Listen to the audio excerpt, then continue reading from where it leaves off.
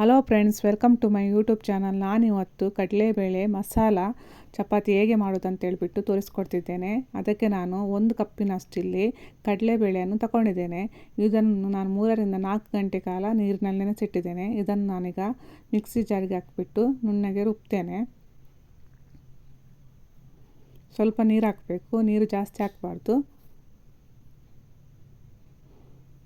ಈಗ ರುಬ್ಬಿ ತರ್ತಿದ್ದೇನೆ, ಇಷ್ಟು ನುಣ್ಣಗೆ ರುಬ್ಬಿ ತಂದಿದ್ದೇನೆ. ಈಗ ಇದನ್ನು ಒಂದು ಪಾತ್ರೆಗೆ ಹಾಕ್ತಿದ್ದೇನೆ.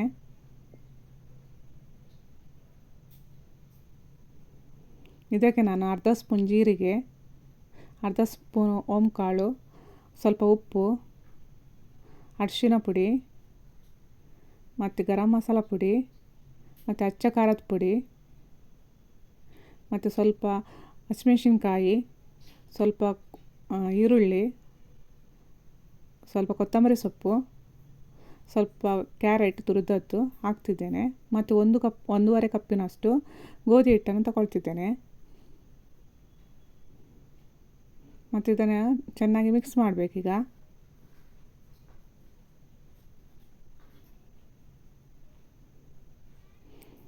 ಈಗ ಇದು ಸ್ವಲ್ಪ ನೀರಾಗಿದೆ, ಅದಕ್ಕೆ ಇನ್ನೊಂದು ಸ್ವಲ್ಪ ಅರ್ಧ ಕಪ್ಪಿನಷ್ಟು ಗೋಧಿ ಹಿಟ್ಟನ್ನು ತಗೊಳ್ತಿದ್ದೇನೆ.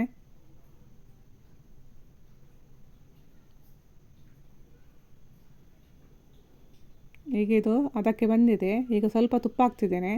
ತುಪ್ಪ ಹಾಕಿಬಿಟ್ಟು ಮಿಕ್ಸ್ ಮಾಡ್ತಿದ್ದೇನೆ.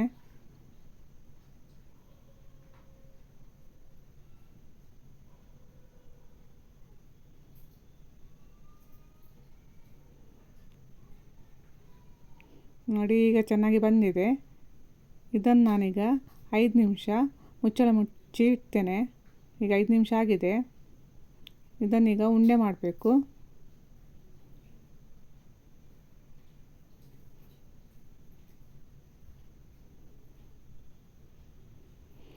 ಇದನ್ನೀಗ ನಾನು ಚಪಾತಿ ಲಟ್ಟಿಸ್ತಿದ್ದೇನೆ.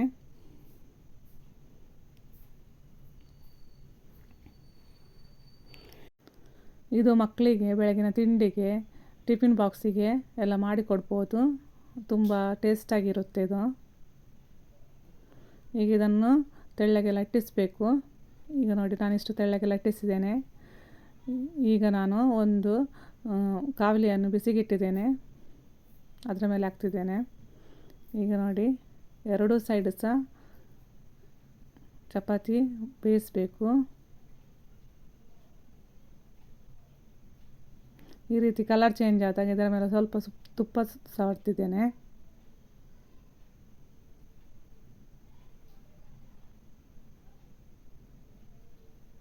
ನೀವು ಒಂದು ಸಲ ಟ್ರೈ ಮಾಡಿ ನೋಡಿ, ಚೆನ್ನಾಗಿರುತ್ತೆ.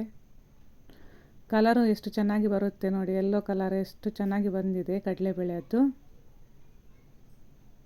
ತಿನ್ನಲಿಕ್ಕೆ ಸಹ ತುಂಬ ಟೇಸ್ಟಿಯಾಗಿರುತ್ತೆ.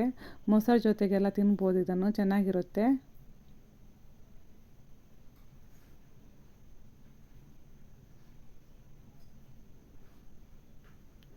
Thank you. ಒಂದು ಸಲ ಟ್ರೈ ಮಾಡಿ ನೋಡಿ.